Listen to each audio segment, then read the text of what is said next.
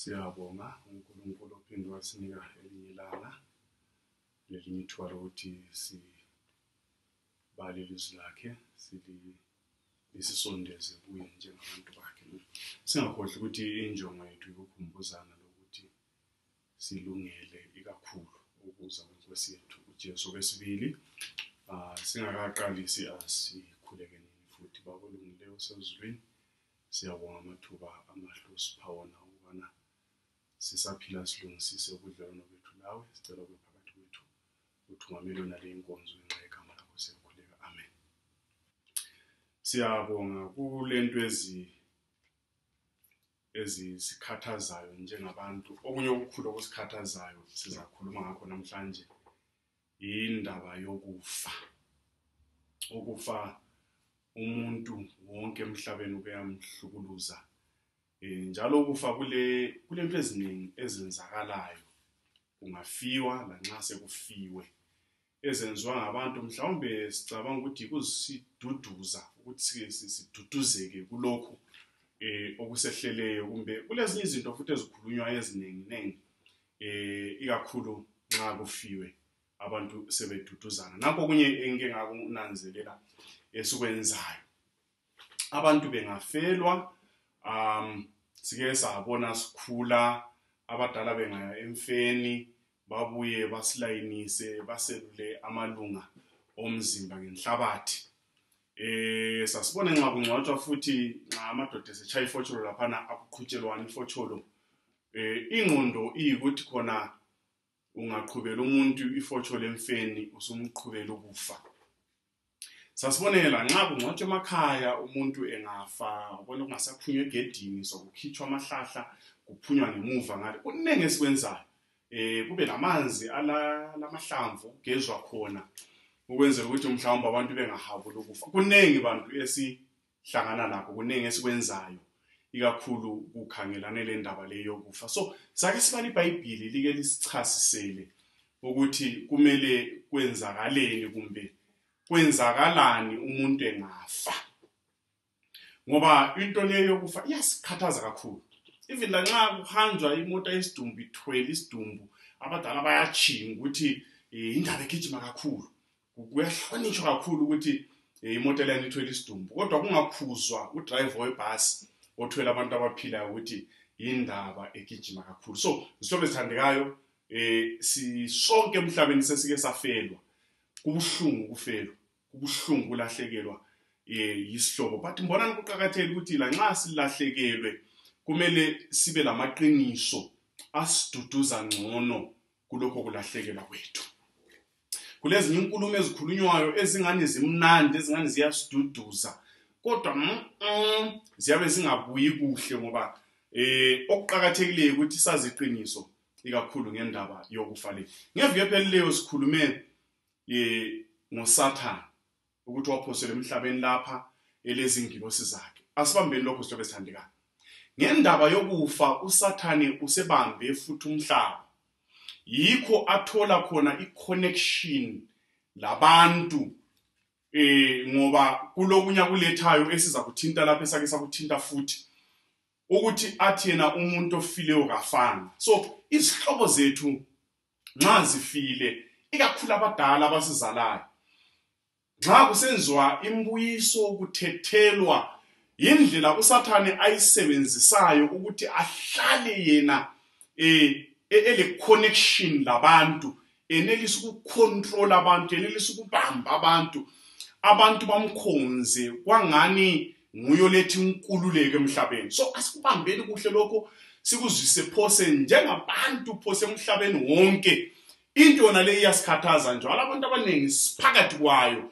Ngeke ngadiscover ukuthi abantu futhi lanxa singasathethelanga ngokupheka utshwala kubulawa inkomo, kulendlela engani smart abantu asebethethela ngayo bekhonza abantu abafileyo.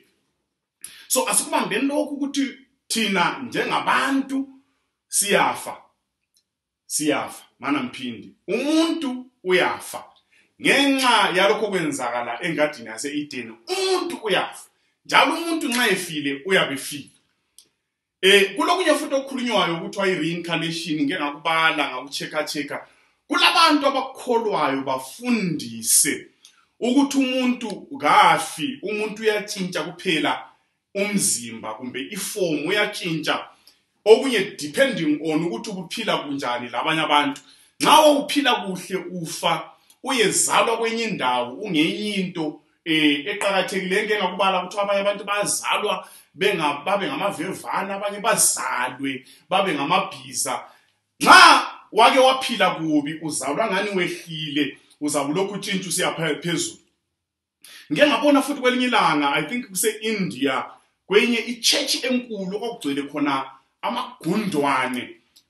Umuntu wayebabuza khona besithi kathi why amagundwane elingabulali. Abantu bebuya lokudla bachiye khonapho basebesithi bona bakholwa ukuthi amagundwane lawa ngokhokho babo abafayo basebezalwa sebengamagundwane. So sihlobo esithandeka kunengi abantu esikukholwayo. Abanye bacabanga ukuthi bakholwa ukuthi umuntu engafa uyabalivevane afe elivevana tshintsha abe yilokhu lalokho. Kanti iBhayibheli lithini? Lithini iBhayibheli? Siza kubala lapha. So kunengi esikufundiswa ngabantu, kunengi esesakholwayo, kunengi esiphakathi kwakho. Okunengi kwakhona akulaqiniso phakathi, nguSathane akusebenzisayo ukuze agcine uluntu lubotshiwe emandleni akhe uSathane. Singakhohlwa wawela emhlabeni elolaka njalo ekwazi ukuthi isikhathi sakhe sifitshane. Uzasebenzisa isikhathi sakhe ngamandla akhe wonke ukuze agcine athathe abantu babe semandleni akhe lesandleni sakhe. Kule verse lapha engithanda siqalise ngayo. First Corinthians 15 verse 12 kusiya ku20. uPaul uthi yena asikubambe lokho imnandi verse leyi inginike enye ingqondo ukuthi singayibamba sizwisise ezinto ezinengi ezingasikhulula njengoluntu ukuthi siqale ngokukholwa kuJesu. Uyabona singabamba kuJesu, sikholwe kuJesu, samukele kuJesu, siyakhululeka entweni eziningi. So iBhayibheli lithi lona nxa kuchunyayelwa ukuthi uJesu wavuka kwabafileyo, wena ukutsho njani ukuthi kakukho ukuvuka kwabafileyo? Nxa kungekho ukuvuka kwabafileyo, uPaul kubeka kube sobala ukuthi ukuchumayela kwethu, ukuchumayela kwakho, ukuchumayela kwami, ukuchumayela kwabo bonke abachumayela abagcwele umhlaba bechumayela kuyize nxa uJesu engavukanga kwabafileyo. Labethu abafayo kuthi ukuthi sebalahlwa le ndaba yabo siyaphela. Lokukholwa kwethu kuba yize nxa uJesu engavuka. But uverse 20 abesesithi eqinisweni uJesu wavuka, malidunyisa igama lenkosi. Sihlobo esithandekayo, uJesu singamkholwa uyasikhulula entweni zonke uSathane asibophe ngazo. Sikhulume ngakho phakathi kwa last week lapha ukuthi nxa sikholwa kuJesu siyakwazi ukuthi lanxa kulamadimoni lemoya emibi elwa lempilo yethu njengabantu, siyabe sikwazi ukuthi sile backup enhle ngoba ohlangothini lwethu kulo Jesu lengilosi ezingcwele ezisilwelayo. So nxa ungasakholwanga kuJesu ususithi lanxa uwele phakathi kwenhlupho lenkathazo zomhlaba kube lula ukuthi sidonseleke kule iside yamadimoni, kwangani yiwo azasincedisa. So ukukholwa kwethu, lethemba lethu njengoluntu limi lapha sihlobo esithandekayo ukuthi uJesu wazalwa, uJesu waphila, uJesu wafa, phezu kwakho konke uJesu wavuka kwabafileyo. Nxa simekulelwa nelo themba elokuthi uJesu wavuka kwabafileyo, sesiqalisile ukungena elayinini yokukhululeka entweni ezimbi ebesizikholwa ezisithwalisa nzima njengoluntu. uJesu manini ngiphinde uJesu wafa, praise God, uJesu wavuka. Bakhona abantu asebengibagijima baye-Israel, ama-scientists bayacheka lengcwaba balithola lingela muntu kungela mathambo, okungufakazi ukuthi uJesu wavuka. Wabonakala kubafundi, wabonakala ebantwini abaningi, uJesu uyaphila, uJesu wavuka. Ngalelo themba lathi nxa siza kufa sifa sinamathele kulelo themba. Abethu abafa befile kuKristu thina siphila sisala silalena leli themba futhi ngelilanga ekuzeni kwenkosi yethu eyafa yavuka labo uzabavusa kube lentokozo enguna phakathi. uJesu wavuka. Lawe lami esisaphilayo singamamukela njengenkosi lomsindisi ngoba nguyedwa lamandla okunqoba ithuna. Xa icilongo likhala sizavuka sivukele intokozo engunaphakade. Nakho kuyokucela sikubambe. Umuntu kati kuyini? Umuntu kuyini? Umuntu wadalwa njani? Umuntu wadalwa njani? Bible kuGenesis 2 verse 7 lithi lona uNkulunkulu esebumbe uAdam ngomhlabathi wasephefumulela umoya wokuphila, breath of life. uNkulunkulu waphefumulela umoya wokuphila emakhaleni kaAdam. Adam wasesiba ngumuntu ophila. So umuntu yinyama, yidust, luthuli lolu kuhlangane le breath of life evela kuNkulunkulu. Yikho kuphuma khona umuntu abe ngumuntu ophilayo. Umuntu yinyama kuhlangane lo moya wokuphila ovela kumbe owaphiwa nguJehova. Umuntu gasonto eyaba khona nje wadalwa practical. uNkulunkulu wabumba ngomhlabathi esebumbile kulele phansi kolokho ayekudalile. Kwakungelamandla lokwelula isandla. uAdam wayengelamandla lokusukuma ngoba kwakungelampilo phakathi kwakhe. Asikuhambela nxa uAdam edalwa ngumlimi, umlimi engakaphefumuleli umoya wokuphila, wayengelawo amandla okwenza izinto. Lo msebenzi wawuphiwa nguNkulunkulu ngemva kokuthi uNkulunkulu esephefumulele umoya wokuphila emakhaleni kaAdam. Adam wasukuma waba ngumuntu ophilayo, wasephiwa umsebenzi wokukhangela ingadi lokunika inyamazana amabili. Sihle sikubambe khonokho. Kakhulumanga laye uNkulunkulu uAdam kusese yisidumbu esingela moya wokuphila. Waqalisa ukucommunicate laye uAdam esephefumulelwe umoya wokuphila, esemile, ekhangele, esizwa, esephila. uNkulunkulu wasekhuluma naye esephila. uAdam waseqalisa ukwenza izinto ephila. Ngamanye amazwi kuhle kulungise ukuthi umuntu engafa akulalutho angalwenza. Ngakukhulumeki laye enza izinto. Sizakuthola phambili. So ekuphileni kumbe umuntu nxa ephila uyiziqu ezimbili. Yinyama, uthuli ngoba wathathwe ethulwini. Kuhlangane lo moya wokuphila owavela kuNkulunkulu. Umoya wokuphila esuphefumulayo lo awukhathalekile ukuthi ungaphi. Loba kungumuntu onganani kumbe kuyisigebenga kumbe kuyini kumbe sonke siphefumula i-breath of life eyavela kuJehova.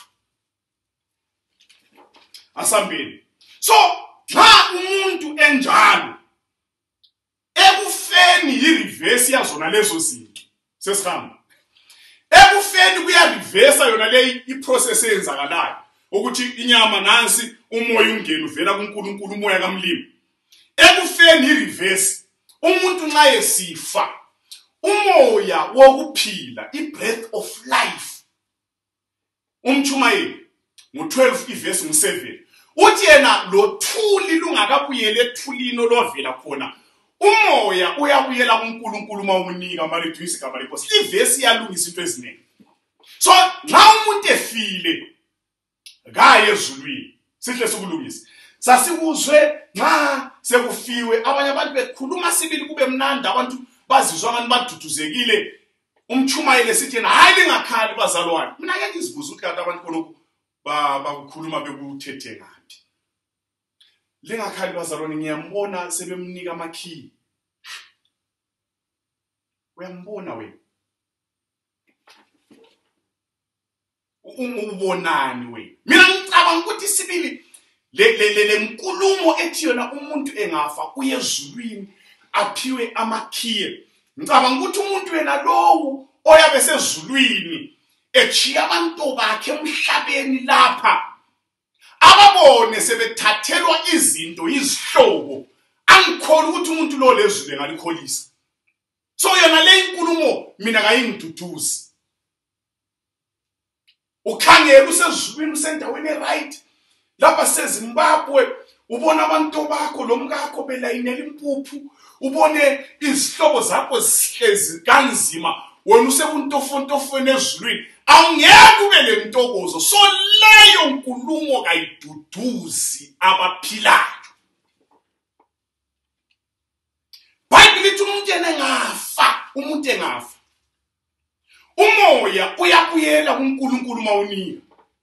Sasizwe futhi abanye abantu besibona umuntu engafa umoya wakhe uyabulokhu usabhoda. Hayi, akulandawo lapho kubhoda khona imimoya yabantu. Bible liclear kuGenesis 2:7 lithi umoya esiuphefumulayo okuphila wavela kuNkulunkulu uqobo lwakhe.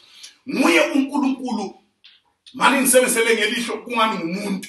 Nguye uNkulunkulu esedalile owaguqayo waqondanisa amakhala akhe lamakhala kaAdam, kumbe wavuthelela umoya wakhe okuphila emakhaleni kaNkulunkulu kaAdam. So iBhayibheli bese ekufeni into lezi ziyehlukana. Bible lithi lona Adam kuGenesis 3 sisihle sikubambe lapha sigijimeni. Genesis 3 verse 17 kusiya ku19. Adam icala lakho ngelokuthi ulalela umkakho. Mana sedlule kulo. Cala lapho Adam, elocaqali acala lika Adam. Nxa uNkulunkulu ekhuluma naye, ukuthi Adam ulalele umkakho, wangalaleli mina. Bangaki abantu abasuka entandweni kaJehova ngokulalela abanye abantu? Sibangaki njengabantu esihlubuka entandweni kaMlimo ngokulalela abanye abantu, ngokulalela izihlobo zethu, ngokulalela abangani bethu, ngokulalela omkethu, ngokulalela loba ngobani abaseduze, sibalalele ilizwi labo lize libe lamandla lisisuse entandweni kaJehova. Umlimi uthina Adam, ngingakakugwebela ukuthi wena udlisihlahla elakho icala ngelokuthi ulalele umkakho. Kukanengi sizwe ilizwi, kunabanye abantu abangabafuni ukuphenduka ngenxa yokulalela abanye abantu. Asilaleleni ilizwi kaJehova, yilo lamandla lelisikhululayo lelisinika ukuthula okunjengomfula. Singalalela abanye abantu, asilaleleni uJehova. Ngenxa ukuthi ulalele umkakho Adam, hlala uqalekisiwe usuza kuvezela lameva ukuvezele lokhula. Abe sesithi umlimi Adam uzakudla okwezithukuthuku sakho, uthwale nzima. Khangelani njengabantu sidonsa nzima njani. Sidla okwezithukuthuku, sebenza uginqe ukuze kudliwe. Yisigwebo uAdam asiphiwayo okokuqala ngenxa yokuthi ulalela umkakhe. Khangelani ukuthi umthetho kaJehova siwephula njani ngenxa yokulalela abanye abantu. Nxa kulalela ama-philosophers, ngenxa yokulalela ama-scientists, ngenxa yokulalela abantu abakhulu emhlabeni, sibalalele size sisuke entandweni kaJehova, sixabane lomlimi ukuze sithabise abanye abantu. Asihlaleni elizwini likaJehova lilempilo engunaphakade lokudlelwana obuhle loNkulunkulu umlimi abesesenzela kuhle. Adam wavela othulini, uzasebenza nzima uze ufe, ubuyele othulini ngoba wena uluthuli.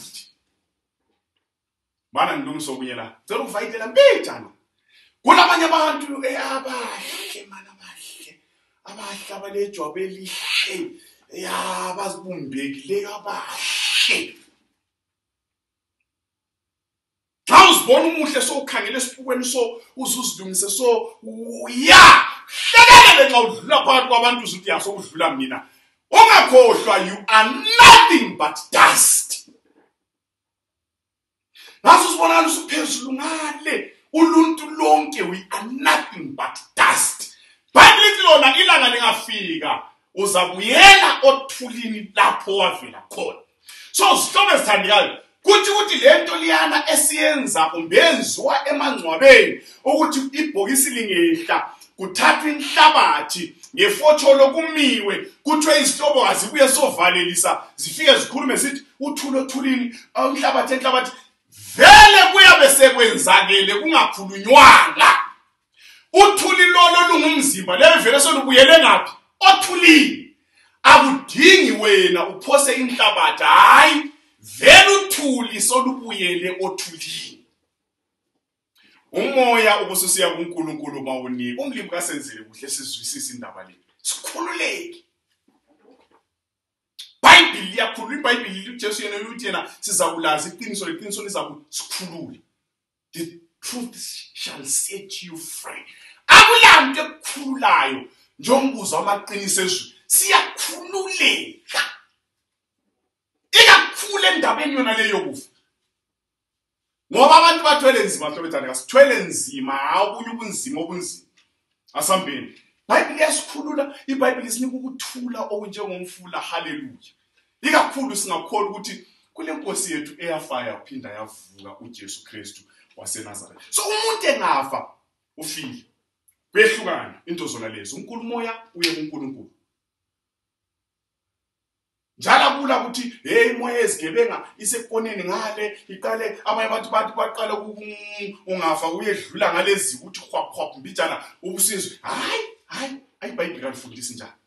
So asikholweni ngiyakhuthaza lanxa sesilalele inkulumo hlala phansi ukuvula iBhayibheli lakho ubale umlimi akhulume lawe. Ngiyakhuleka futhi ukuthi umlimi kangenele ngomoya wakho ingcwele asichasisele lindaba sikhululeke sibe lokuthula kunjengomfula. Nanku ukufa sokuphakathi kwethu ngenxa yesono. Adam uNkulunkulu otsho njalo ungadla isihlahla leso uzakufa. You shall surely die. Ngumdala otsho njalo. Khuluma lo Adam. uAdam esephila. Ukhuluma lo Adam esephila. Ngamtshela imithetho uAdam efile. Uqala amphilise. Abe semtshela imithetho. Hallelujah. Ngicela sikubambela. Yena uNkulunkulu uqobo lwakhe ukuze akhulume lo muntu kumele aqale amphilise. Umuntu aphile.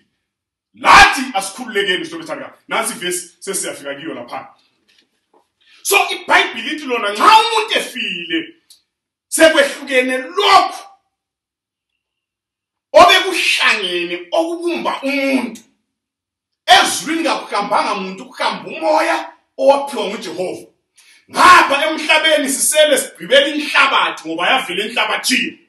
Kuleli ivesi engiyibalile ngahleka ngathi umlimi ulungile. UGenesis 3 verse 23 kusiya ku24. Kuthiwa uAdam noEva sebewonile vele emzimbeni yabo emthanjeni yabo sekule nhlanyelo yokufa. uNkulunkulu wathuma ingilosi esikhulume ngazo last week.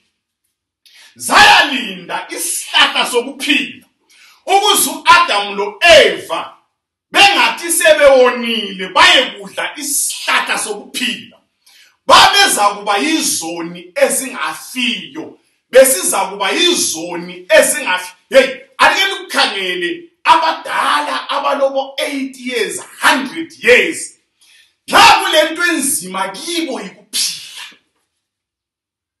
Wazi ukusukuma komuntu omdala I think uyachaya 360 degrees. Uqalise bambelele khangele ngapha agobisa unyawo akhangele ngapha agobise elinye idolo akhangele ngapha uyaza asukume futhi esekhangele lapha asuke khona amadolo ahlale eqaqamba amehlo kabasaboni amazinyo kawasekho umzimba uhlala ubuhlungu umlimi wahluka kubona ukuthi isoni singaphila phakade singahawula impilo yaso yonke wothi ngiyevala ukuthi bengayikudla isihlahla sekuphila beyizoni ngize ngiyebahlenga eCalvary base besiba lelungelo lokudla isihlahla sokuphila sebesindisiwe base bephila impilo engunaphakade lemzimba emitsha amalithungisa igama lenkosi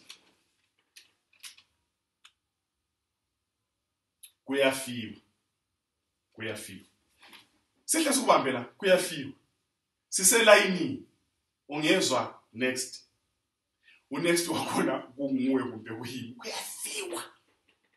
kuyafiwa singakafi asilungiseni ubudlelwano siyasakhuluma kuliyani iviki ngokuxolelana singakafi Jumayela bese sithi yena ngo9 verse 5 lo 6 lo verse 10 le verse ngiyayithanda asilaleleni nithi yona ngoba bonke abaphilayo bayakwazi ukuthi bayakufa bonke abaphilayo bayakwazi ukuthi bayakufa iBhayibheli kalisho ukuthi bonke abagulayo lithi abaphilayo iBhayibheli kalisho ukuthi bonke abayanga lithi abaphilayo bonke abaphilayo bayakwazi ukuthi bayakufa ungikhangele ungilalele lapha siselayinini kulento esiyaziyo sonke ukuthi ngelinye ilanga ziyabotshwa siyakufa sasiye sabona sisuka sisiyavakatshela umuntu ogulayo esibhedlela sifike sihlale naye sixoxe naye kwesinye isikhathi simthole engasakhulumi abantu baphume benikini amakhanda so abanye bahle bakhale phambi kwakhe umuntu lwana engxe phakathi kweviki wapha soke siyambona kube sokusifa omunye wethu okade siyambona yena uma gulela ukufa salesele abantu baswele bakhuluma abadala bathena hayi ningamtsheli ukuthi ubani usefile kuyahle kumqediseni abe aphike azahambe ngenyawo iBhayibheli kalithi ukuthi bonke abagulayo lithi abaphila next ungaba nguwe unext kungaba yimi siselayini siyafa vele inhlanyelo yokufisa emzimbeni yethu ngenxa kakhokho wethu Adam bafila abantu akade belezimali Michael Jackson ngangabali ukuthi kwesinye isikhathi Michael Jackson wayesithi nxa egula kungabuyi udokotela kuye kwakubuya isibhedlela bakhangele lokhu babuye lakho konke wafa labanye engesabukhuluma asebafa kuyafiwa engikwaziyo engakhuluma hayi ngikhululekile ukuthi uJoshua Mqabuko wafa naye elemali Father Zimbabwe kuyafiwa not ngenxa yokuthi le mali kodwa uJobe uthi yena wonke ozelwe ngowesifazana insuku zakhe zimfitshane njalo zigcwele usizi kuyafiwa bonke abaphilayo bayaba ngicela ukukhuluma lokho enxe kwakwesikhathi asayisikuzwe kuhle mana mpho ukukhuluma sikuzwe kuhle mina ngicabanga ukuthi njengoba siphila asijoyineni bantu asijoyineni onyaratho kasijoyineni ikhosho kasijoyineni loba ikuphi okungasingakujoyina kusincedisa ukuthi singcwabe umuntu wethu ofileyo abantu bacabanga ukuthi into errong ukujoyina lezo zinto kuyafiwa nawe izinto ezimali sayo ukuthi abantu bazenzelani kungafiwa number 1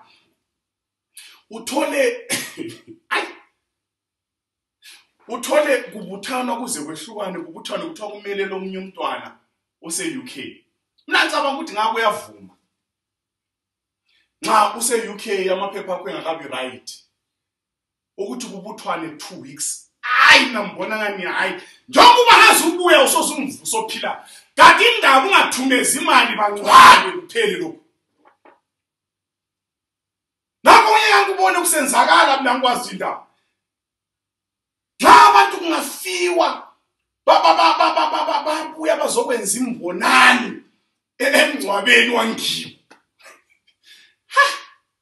Thole sebemile laphana betshaya izibane bethatha ama picture bethwele le picture yomuntu ofile. Yaye izibuza ukuthi kanti mina khona kwesibenzela le picture yomfi idinga. Namo uye kwakungimangalisa. Ngiyakhuluma lapha ngicela libuzo. Enxese emva indlela kakhulu kodwa abambana. Nyake ngibone mina abantu abaningi engibaziyo. Ifoni yakhe azuyikhangele WhatsApp i-profile picture uyabona kulo mangoye kule flowers kukulani kulaye kule nkomo zakhe ekhaya. But umani makhe ngafa yikho aqalisa ukumfaka khona ku-profile picture. Why ungamfaki ephila? Abona ukuqhakatheka kwakhe empilweni yakho. Yikho ngitshilo ngathi abantu abaningi bayathethela okungani kusmart. Ngokuthi umalume sefile ngimfaka ku-profile picture, rest in peace. Sihlobo zakho nxa ufuna sibe zazi thina jinja everyday ama-profile picture besaphila. Bazi bakufakelele WhatsApp bakubonga ukuthi mzala yakubona umfakile. Nakho kuye kwakungimangalisa. Yikuthi kanti abantu bakwenzelana ukuthi badlalisa imali babe lo video mene emngcwabeni. Kanti video yomngcwabo ibukelwa nini? Ngeke sihlathi phansi ngisibuze ukuthi mama kumbufelwe ngumkakho, baba ufelwe ngumama, bantwana lifelwe ngumzali kumbe ngabazali, kumbufelwe ngumfowenu. Xa kuthathwa ivideo yomngcwabo, thatha abantu bekhala, umama wakho ekhala azafeyinte awe, kube lo cameraman sibili, lo video menu yabe lokho ethatha, uyibukela nini ngolwesingaki? La usuyifaka, usuyibukela lapho uthini ebantwaneni bakho. Alike lenza ama popcorn sibukela umngcwabo kayihlo. Why sigcina izinto ezisilimazayo? Ngakuya ngami ngakasikwezi lokho. Ngakuya ngami ngasiba busy ngokwamukela uJesu njengoNkosi nomsindisi. Abantu besesikhathi emfeni manje kunzima, thole sesisenza imbonani, labanye abazokhala babuye bezixoxela indlela yonke laphana. Nxa sebefike egedini bakhale baze baqhule so mama baqhule bazifeyintise baphaphame. Hayi, ukufa akumelanga kuphathwe njalo. Xa ungabuhlungu ungakhali kanti uakthelana. Xa ufuna uku-acta qonde Hollywood. Emfeni asondawo yoku-acta. Emfeni asondawo yokuzogcwaliselana. Emfeni indawo yabantu abadabukileyo. Bonke abaphilayo bakwazi ukubaya kufa. So singakafi asilungisele into ezimbili. Lungisa ubudlelwano bakho labantu ohlala labo, lungisa ubudlelwano labantu labantu ophilayo labo. Sakhuluma ngokuxolelana, kasixolelana neni sisaphila. Xa unomkakho umthando saphila.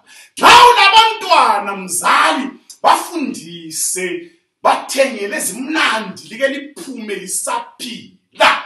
Kulabantu ngeke mangali. Verse nxa iqhubekela phambili ithi abaphilayo bakwazi kanjani? Bakufa. Ibisisithi yona kodwa abafileyo. Bona bayiko kule nkinga khona. Kodwa abafileyo. Lapho yiko kule problem khona. Angene emakhanda ethu. Labantu ababala iBhayibhili kakangeni kutopic. Labafundisi kakukatopic. Hlaba wonke akukatopic. Okukhulunywa yile iphathi yevesi. Eyokuqala ukuthi bonke abaphilayo bayakwazi ukuthi bayakufa iyazwakala. Uhlupho lubese lusiba nako part B ethi kodwa abafileyo kabazi lutho. Kabasela sabelo salokho kwenzakala ngaphansi kwelanga. Uthando lwabo lenzondo yabo kuyahle kuphele. Yikho ngilokho ngiqinisa ngisithi mina xa unomuntu omthandayo umtshela usaphila. Sasibona mama sebeqhuphele ekofini esezama ukuyakhisa isidumbu. Too late.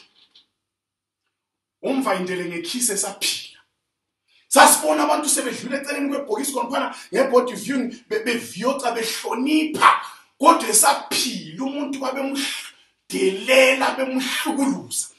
Sasibona emangcwabeni hey abadala balempaba abanyezi ngithuso bemile lamabhatsha le double vent bechinga nxa ungatshaya ifoto loso hlabathi ngayawela phezulu kwebhokisi ethi gudugudu bachinge kodwa engcenye umuntu yena lo wabulawa yi-BP bamjikijela ngamazwi amabi. Emangcwabeni tshaya ifoto ngoba ofile iBhayibheli lithi kasazi lutho. Wona lo umsindo esuke saba webhokisi asawuzwa. Umsindo wawumhlupha ngowakho umshawuda esaphila. Hlupheka lo asomatha tshaya ibhokisi ohluphaye nalo ngamagama ephuma emlonyeni wakho lesiphatho. Okunenge esikwenza umuntu engafa bekumele sikwenze saphila. Sasibona abanye abantu encela umfakazi kulomunye umdala ekhaya kumbe etown lapho ohlala khona wathi ukhula usungaka kawuza kumbone egqoka isudu. Isudu kaza kayigqoki. Thayi kaza kayibophi. Hamba ngezigambu kuswa kwamanaba. Kodwa engafa uzathola abantu bakhe sebesiyamthathela isudu go-Edgars ezagqitshelwa 6 feet. Tonight ngoba abafileyo kabazilutho. Akumvayindela unyoko akatshaya istiletho la ngangona simuyise ngangona enye inqagala la ezamile. Chawihlo atshaya ithaya thintshe noma esekhaya agqoka isudu esiyedibha haleluya. Kulo kugqoka isudu umzimba usiya phansi 6 feet. Too late.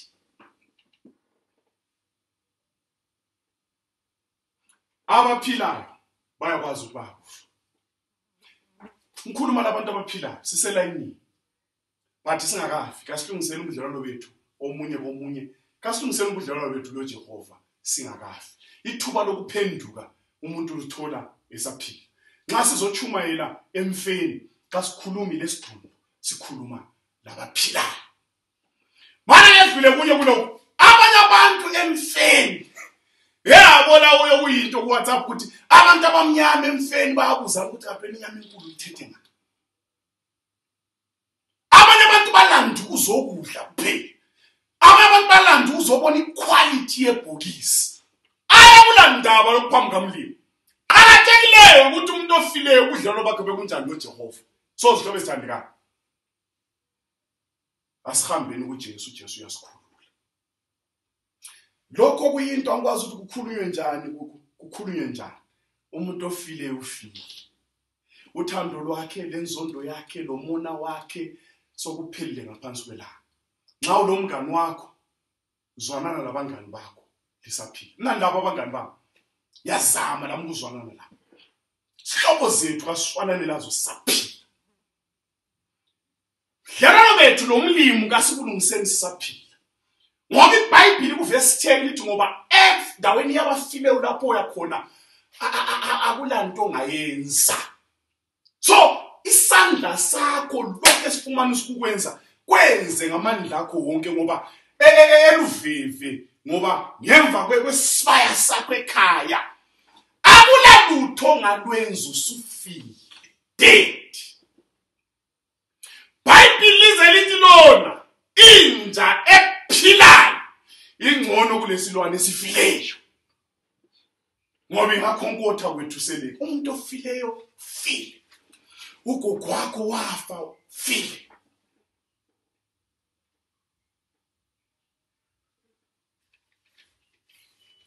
Awona isihloko sezisele sezisele zilungilungisa khona phana zijekisela amakhanda. Isihloko esithandekayo. Kulabantu okumele sibasize, kulabantu okumele sibafinyelele. Besaphila imali yakho naleyo oyibekileyo sithi uzathenga izinto, uthengele uyihle sefile.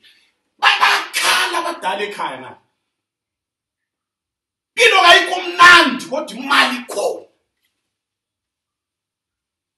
Konke ngakuthi uyathola umuntu omnyama eshango ramaphansi inkomo zisuka lapha siyafika le bajeme ngomfushwa kuze kuthophele bakhanu isibindi aha why ungaka kusaphilwa so umane ephila lawe babukhona ubizwa abantwana liwise lidle likholise kulokuyiwisa inkomo emfeni yakho ungasozudle abanye ngikhuluma kunje so hamba umdala wafika esibayeni wabatshela abantu ukuthi ngingafa libulalela inkabi lingigoqele ngesikhumba sa uchaye ngorama ubeka isikhumba sokuyagoqela usufile bilimnandi saphila Jehova senzele kuhle Jehova sikhulule ofileyo ufile thando lwakhe lezondo yakho siphelile asincedisana neni sisaphila sihlobo sithanda sihlobo zakho zincede usaphila engcenye imali oba mayithumeza esanatha amaphilisi ethenga medication ngawamthumezela ngayo impilo lokho ikhona iqhubekela phambili ngibasenzele kuhle asikhulule yikho thina singakwenzi ukuthi kungafika abantu idrama ngikhulume ngedrama nokuact thole sokulunga amaphephanyana lela amaflowers sokubhaliwe sokusekwakhethwa lo mntwana okwazi kubala kuhle isikhiwa ame phambili abale ebalela umuntu ofileyo liqamba amanga uhambe masinyane sisakukhanuka kwabantu bakona bekhanuka wena lihlala eMatshamhlophe yena ehlala eCountry Park belisehlule ukuqhuma liye eCountry Park umbeli drive liye eCountry Park ngoba engumyanga khathe seliqhumela lisiyasitshela mange emfeni ukuthi uhambe masinyane lisamkhanuka ngathi umkhanuka indaba ungafika ngendlini yakhe sizotshela thina emfeni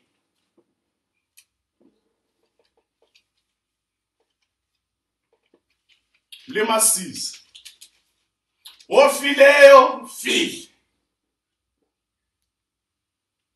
ndaba kuJesu seyivalile iyavulakala ngale kwethuna ukuthi uvukela ngaphi ulima senzile kuhle ngasenge ngabona eminye imncwabo emihle kule minye imtshado wabo umncwawo sayisahamba so kwaya khona ngale sivela khona ngale kwakule catering team yafika sahlala sasevwa sadla kwaba lama salads zathala ama drink ngani umfundisi khonapho mina ngangeniswe endlini sadla sithala ubabo juicenyana saphinda sadla eminye imtshado uyezwa sokuthiwa hayi siyaxolisa abantu ukudla sokuphelile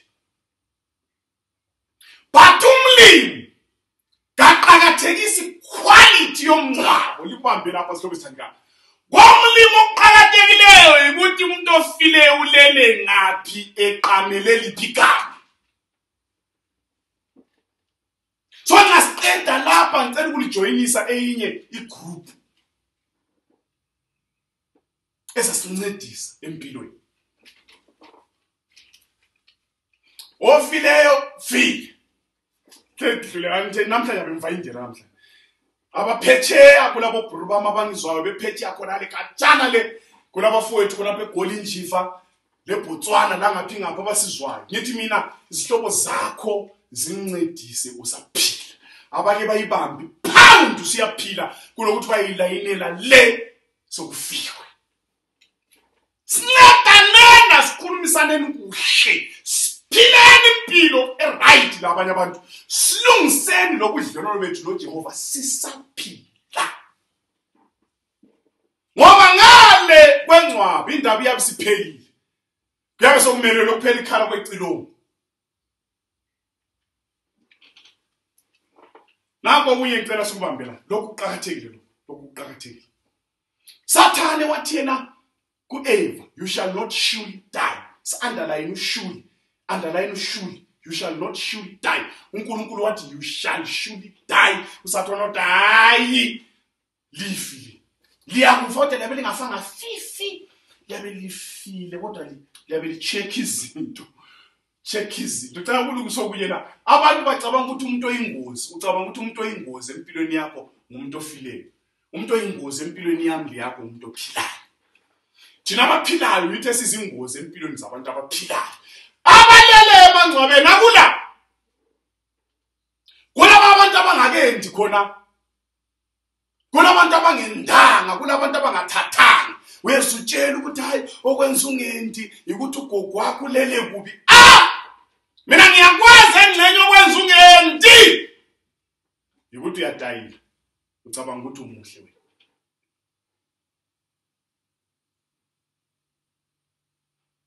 Elakele kunanze mamphongo uphume eceleni. Akaze lithabo sisabani bahle. Ngana bakho kakhulu emendweni. Wow, babala makhethe futhi. Ngwabuyijahe lifitshana haloko kumafitshane ekubuye limnyama ibhodo kubuye ongasebenziyo kuyathini thini kubuye lo lalo kuthini thini kubuye lalo waliwe ngesikhiwa sorry not my type. Nxa uzubo 45 years suzama ukudinga umendu sombelete banengi abantu labazawethu lesihlobo zethu esizizondayo sithi bayasiloya ungaloyiwanga ngokudayila kuphela. Hayi mana sewusibona isitayile ngokumbu.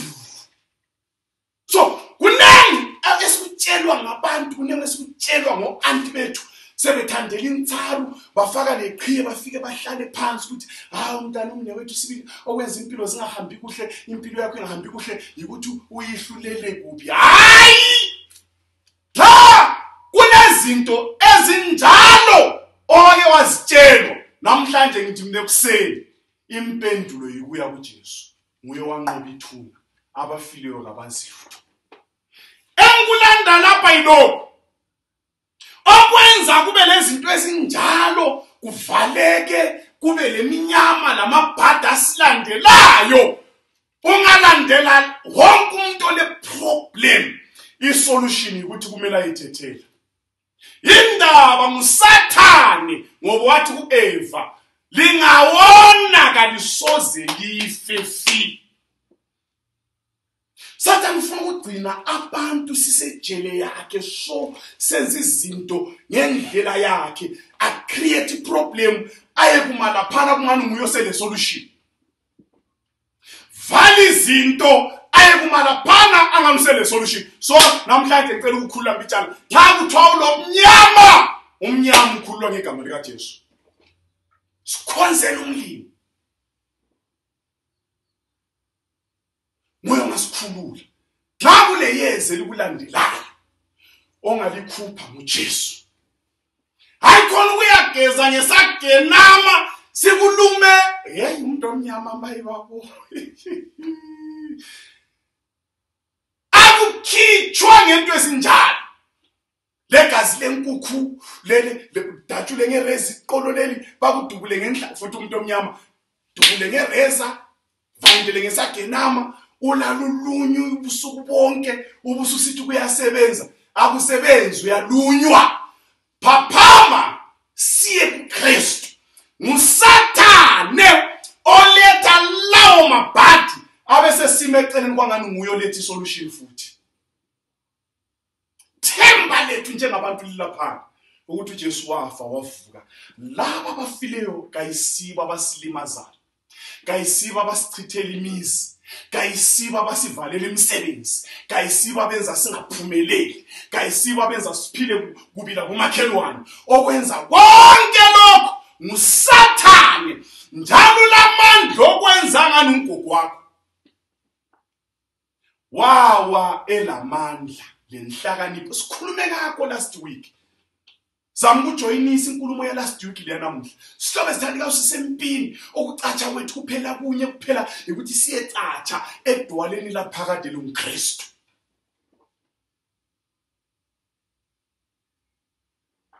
Awungathi vele lo mnyama uphinde ube lesilonda sereza. Ngawo lo mnyama ngcono ubuye kuJesu azosikhulula. Abanye lezi zinto esizikhaleleyo sagijima sithi siyezithola ngapha koSathane ziyaphinda zisishodisa umbuso wezulu. Buso wezulu. Phezu kwakho konke kumele sithole insindiso. uJesu uyeza masinyane, Jesu uyeza masinyane, kuyafiwa endabeni yokufa le sithwele nzima sitobe sithandikayo kulalokhu esikutshelwayo. Abanye bayasuka ngangcono angabuyi. Alikuzwa ngangcono umuntu wakho nehlule ukubuya abe lama excuses okusuka khona phe eGoli ezobona ubhuti wakho ogulayo, but engafuya kade. Nancaba ukuthi ngabe uyavuma ngaka ubuyi kufika. Ngawubuya kusaphila. Siyasigadi imota yakho siphila. Hayi nazela abantu bemakhaya kade. Uyagadi imoto yasebingela labantu ade bengavele bengasoze bababingele. Ushaphu ngiyabuya safika la. Yabuya la imota sisaphila sigadi sibabingelele. Nxa kufiwe la nxa ungabuya ngakulandaba. Kodwa ungakhohlwa ukuthi unezi imali ye transport bekuze sisebenze lula. Satan ugangile iBhayibheli lithi lona likubambe lokhu. Second Corinthians 11 verse 13 kusiya 15 ithi yona uSatan lapha ngicela ukuvayinde lapha kuhle kuzwakala to Satan ugangile uyazishaya ingilosi yokukhanya. Abesesithi kulabanye nabantu abamkhonzayo abenza izimanga ezesabekayo. Cela ukulungisa lapha isimanga imiracle asosayini yokuthi kulamandla kaJehova. Satan la uyawenza into zakhe. Khangelani khumbulani uMoses efika eEgypt waphosela induku yakhe phansi yatshintsha kwaba inyoka, zabuya nazo izangoma zajikela eceleni kwatshintsha kwaba inyoka. Uyanelisa la ukwenza izimanga asozimanga zonke ezilesandla sikaJehova. Singathandi izimanga siza kuyangena emjibileni kaSathane. Uyanelisa ukuzitshaya khangelani. Uyanelisa ukuzitshaya ingilosi yokukhanya. Azenza ngani usesayidini yako Jesu. Naye senelisa ukuzenza ingilosi yokukhanya. uSathane uyenelisa ukuzenza ugogo wakho wafana. Enza imisindo efana nayo, awisimganu, azenza uyihlo, abebhode esibayeni ngale ukwenzela ukuthi abantu abadunya ingqondo ngoba wathi yena kuEva you shall not surely die. Engabhode esibayeni khona ngale kuthini abantu answer kube ukuthi kakuthethelwe. Nxa kuthethelwa ngemva komnyaka kasilethi khulekaya siletha amadimoni ngoba ufile.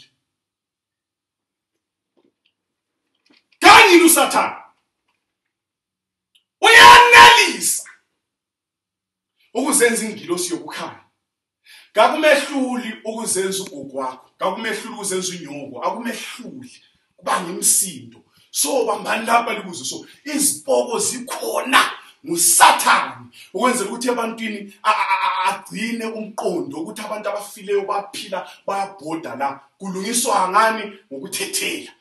Uma izipoko zikhona, amathonga akhona, imisindo naliyani wakuyizwe kusuku sibili iyabisenzakala. Kodwa so mama wakho asogogo wakho nguSathane ngoba wathi kuEva you shall not surely die. Okusihlupha uzitobe sithandikayo asozihlobo zethu ezisihlukuluzayo ebusuku. Asozihlobo zethu ezisivalela impilo engcono nguSathane qobo. Ngoba ufuna abantu bakholwe ukuthi umuntu ofileyo. Yiko abantu belezitayile emfeni. Bethenga ukudla, bebesenzani, bekhuluma izinto ezinhle ngofileyo. Bahle baqalisa ukuthethela ukwenzela ukuthi umuntu ofileyo abalungisele indawo. Hey, asibane noJohn 14 uJesu uthina ngekho oza kubaba ngaphandle kwami. So, nxa usuthethela ugogo wakho lokhulu wakho lobaba wakho kabahambisa imbiko yakho kumdala ezulwini. Ngoba yethu imibiko iBhayibheli lithi lona sifikisa ofika kubaba nguJesu qobo lwakhe. So izikhalo zethu, sifiso zethu nxa sithethela aziyi kubaba, ziya kuSathane. Ngabe ngani kuzwakala kubuhlungu kodwa yili iqiniso kumele lisikhulule. Asimethembeni uJesu. Khangela la sesigijima siyegcina. Kulento umlimi angayifuniyo uLeviticus 20 ivesi 27. uJesu kafuni ungabala iBhayibheli lonke umlimi kafune ngafuni uJesu ukuthi abantu bayezinyangeni, abantu abakhuluma nabantu abafileyo. Sikubambeni la umlimi kazondi inyanga, hayi umlimi uzonda umoya osebenza ezinyangeni. Ngoba umoya wakhona uSathane sikhulume ngakho last week waxoxwa wabuye emhlabeni lola. Nguyobhoda ngale ayekuma athi yena ugogo wakho uthente akhulume sibile sengugogo wakho. Limutheni kakafuni njengabantu emhlabeni ngiyacela sokuthi kafuna umlimi njengabantu emhlabeni. Uyazi ukuthi kule nkulumo eziningi ezikhulunywa ngabantu ezisithelela ubugwala, kule nkulumo eziningi ezisithelela khona ukukhiyana, inkulumo eziningi ezisenza siqhuqe sesabe. Kulo mfowethu ojana ukuthi uSathane kwesisikhathi simnika icredit eningi. Asimethembeni uJehova kulezi zinto ezikhulunywa zisetuse zisigijimise ngale, but kuthiwe siyelungisa lokukhiyana sithenge imithombo sithini. Bhayibheli lithi lona lanxa sesidube kanjani ngiyacela into zingabhalansi singela lutho singayibuza kulaba bathi balamandla ukukhuluma labo khokho bethu. Xa ufuna imali iBhayibheli ubeka sobala isiliva legolide okungokwami kuthi uJehova. Xa sifuna impilo nguye wadala umzimba uyawazi. So ithemba lethu xa ufuna umendo usufuna umendo kakhulu. Ngasimethembeni uJehova nguye wanika uAdam uEva. Lawe phela ukhombe.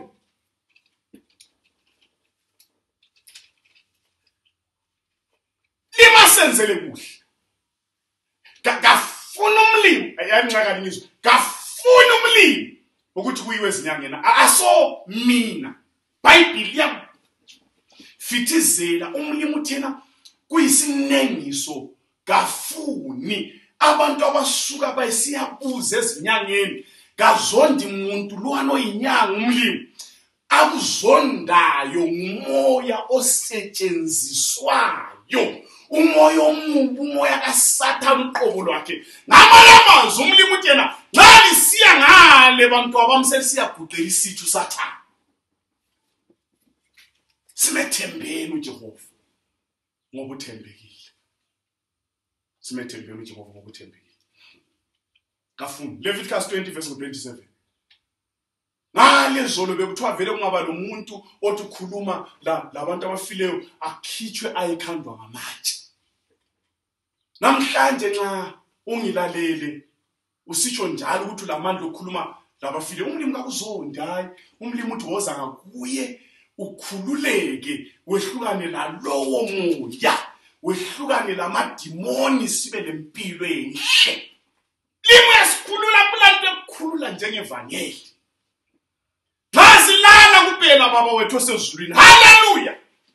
Akulanto ethelwa phansi, akulanto egqizwayo, akulanto evukisa iyakhangela. Hey, kulabantu abasebethwele nzima bafika siyaluza sisipho ebusuku hayi okwethu nxa sikomlimi siyakhululeka. Ngana abafile uyabazwisisa. Ngicela ukunxusela ngapha kuJesu. uJesu umzwise kakhulu ngoba wafa waphinda wavuka. Manje sigijimeni sikade esihlokisanga umlimi asenzele kuhle. Akufuni khona kumlimi, akufuni khona kumlimi, akufuni khona kumlimi. Acts chapter 2 verse 37. Lo John 20 verse 17. uActs uyakuchasisa kulabantu abathi umuntu engafika ezulwini. uActs uPeter uthi echumayela uthi bazalwane ngicela ukulazisa ngokhokho uDavid. uNkulunkulu wathi ekhuluma ngoDavid wathi lingadlali kubi ngayo uDavid. David ngumngane wami, man after my own heart. Efile uDavid, uJesu kuthiwa ngumndodana kaDavida. Efile esefile uDavid, uPeter uthi yena abazalwane uDavid kanyukela ngezulwini lengcwaba lakhe likhona ulele umelele ukukhala kwecilo. Jesu la efile wavuka kuJohn. Bhayibheli lithi lona wathi uMary ethalaza wambona emela phana wathi Nkosi wathi uyambamba, uJesu wathi ungangibambi angenyukeli kubaba. Laye uJesu efile ngayanga ezulwini wahamba esephila. Izulu asomoshana. Ngangizwa abantu besithi hayi lingakhali kakhulu vele hey futhi umlimi ngasincedisa sihloko isithanga. Ngakhali kakhulu vele iBhayibheli liyathi ukuthi uzabuya njengesela. Ukubuya njengesela ikhona ukuthi uyabe lokho ethatha aba ayi umlimi ngezinja. Ukubuya njengesela sakhuluma ngakho okokuqala ukuthi ukubuya njengesela ukuthi uyathola abantu bengalindelanga. Belokho bebhizi besiya khona ngapha. Sibuyani ngapha kulabanye abalama business ababhoda ngale bayedopha izinto ebantwini abakhuluma nabafileyo ukuze ibusiness iphumelele. Hayi business iphumelela ngegama lika Jesu. So kulabantwana abacatshayo abantu batholakala bequnywa izandla kuhanjiswa ngale nxa kule church enjalo hayi ayithunganyelwa nguJehova. Church ibizela abantu kumlimi. Kawubuye uphethe isandla somuntu, ubuye unjalo umlimi azibambela azigcinele. Baba la Satan ugangile. Ofile ufile. Kazi lutho. Kanika sincedise. Siplaneni kuhle, kasimethembele uJehova, uJehova uthembekile. Fune ngafuna umlimi. Fune ngafuna.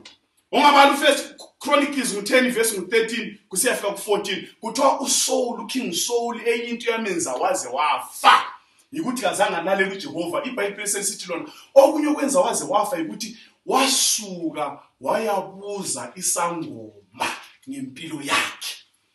Lanxa into singasabalance singayingale asiyeni kuJehova ngoba nguye umalusi wethu olungileyo. Bhayibheli lithi lona uPaul Saul wasuka uSaul uKing Saul waya khona ngale wayabuza wakhipha izicathulo wahlala phansi babhodla babamtshela ukuthi kade usekhuluma noSamuel kwangaso Samuel kwakunguSathane. Phela uSathane ukutshela khonokho ufuna ukukuzwa. Cela ukulitshela nxa namhlanje sisi ngani siyaxabana siyafind. Cela ukulitshela nxa into siyahamba ungayibuze ebantwini. Bafika babamba ugogo wakho, bafika babamba udadewenu, bafika babamba umama wakho. Umama wakho ekahamba, ongenzakala futhi kungabomo. Wena nxa uhambe kuliyani inyanga lo mama wakho ahambe kiyo wena ungahambanga, bafika babambe wena. Just imagine selingikhaya lihlezi abantu ababili ababanjiwe.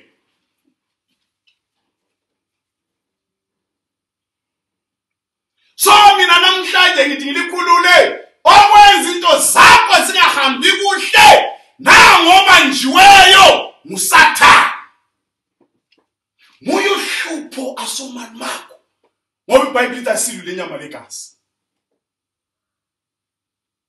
Yikho phela lanxa kufiyo omunye umuntu engezwa kuthiwa ubhutwa kubuyile ngabuyi ngoba wambamba. Lalwana ngale ngezwa lo kuthiwa ubuyile ngabuyi ngoba wabanjwa. Abantu ababili ababanjwe sebese wanimfa kumbe ngekhisimusi bendawo yesemguma akuphileki.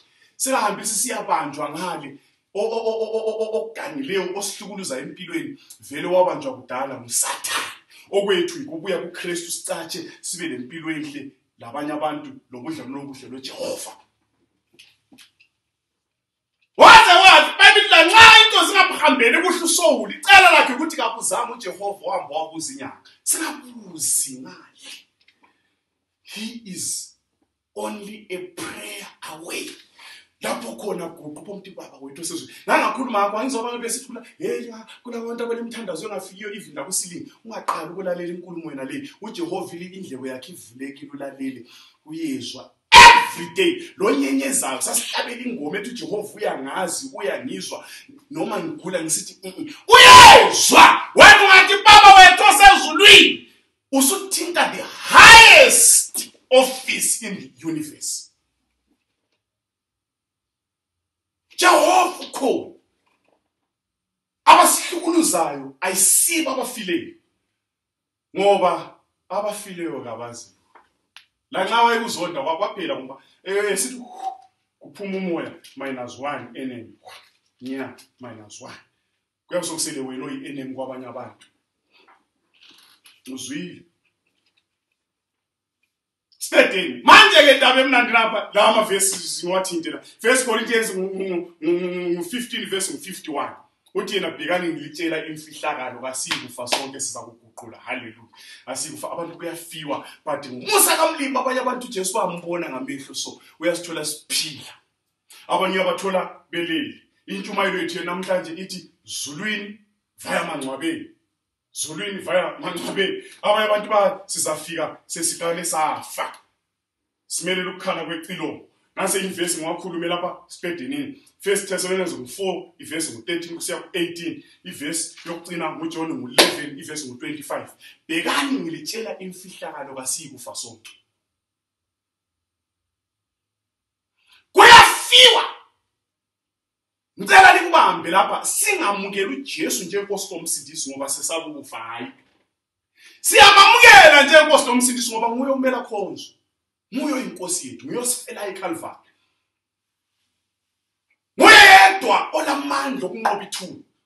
Bayibhili lithi lona asikufa sonke kodwa ngelinye ilanga khaleni kwecilo ngoba inkosi uzabuya. uThesalonika besesithi bathandekayo angithandi ukuthi ngabe lolwazi nalabo sebefile ukuze lingadabuki njengalabo abangelalithemba. Angithandi ukuthi lingabe lolwazi nje nalabo sebelele ukuze lingabi confused likholwe zonke izinto.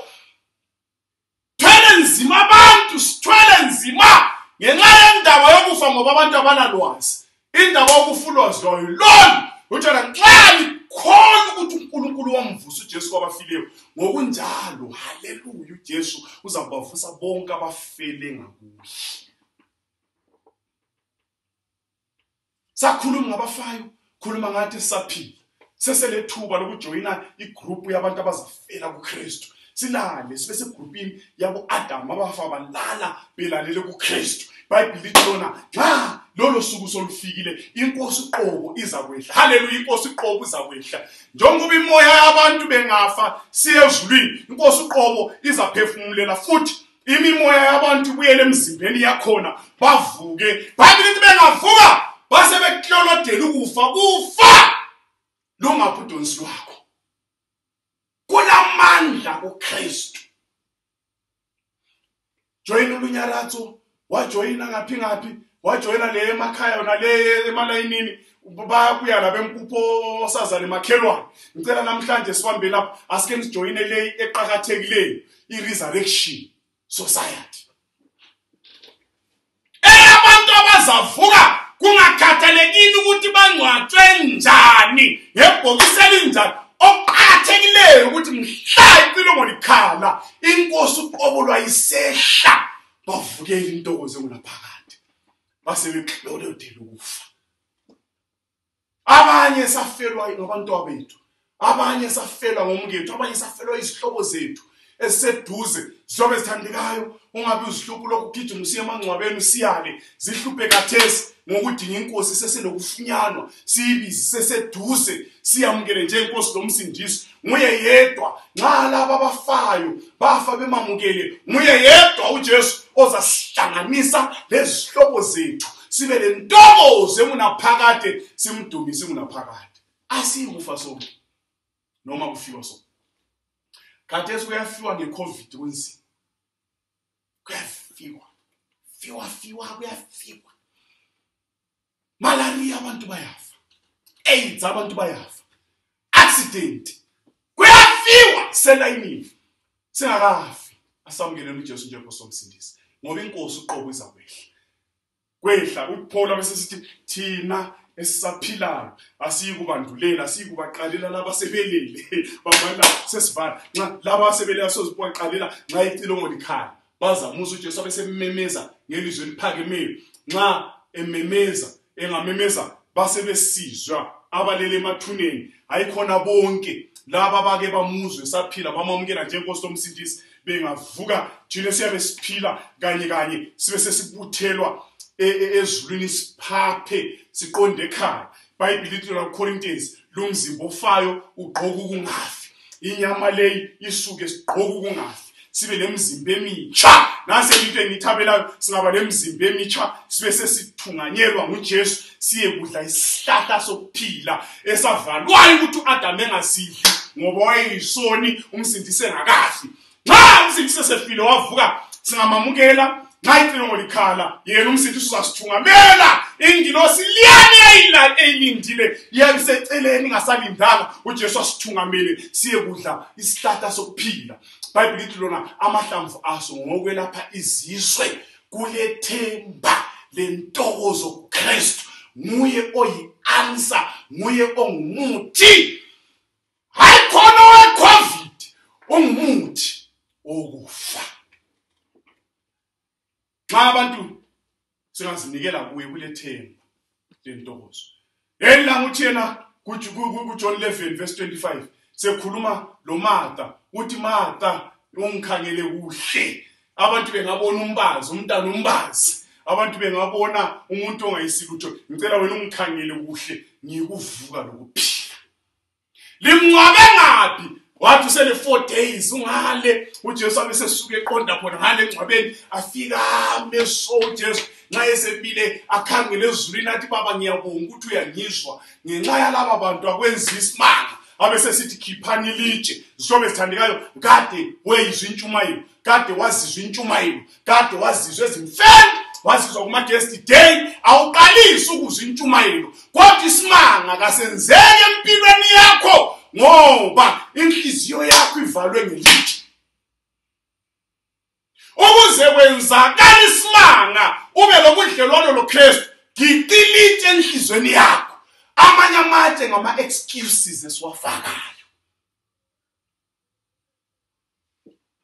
Nxa sebevula ilitshe uJesu abesesukuma sondela elula isandla sakhe athi Lazarus come forth. Bible lamlithi lona uLazaro waphuma wavuka ulamandla yena lona uJesu ofananayo kwelilanga uzakume esibhakabhakeni amemeze abethu abafele enkosini bavuke. Mina nawe enxe ithuba liyabe selifikile salala engakabuyi sizavukela intokozo leyo intokozo engunaphakade. Umlimi asenzele kuhle ukuphila kuKristu, themba kuKristu, ukuphumula kuKristu. uJehova asenzele kuhle, uJehova siphathise asikhuleke. Baba olungileyo sicela usikhulule ngamaqiniso eBhayibheli. Ukufa kulezi mfundiso eziningi lenkulumo eziningi kodwa ilizwi lakho lisilethela ilizwe elikhulu lakho. Sicela usiphathise singakafi sukhethe njengosi omsindisi. Sicela usikhulule Nkosi kulabantu asebegqize baphelela kuthiwa balungisa impilo zabo ngokukhuluma labafileyo. Sikhulule kukhona kuJesu sinike ithemba uJesu uyakhuleka.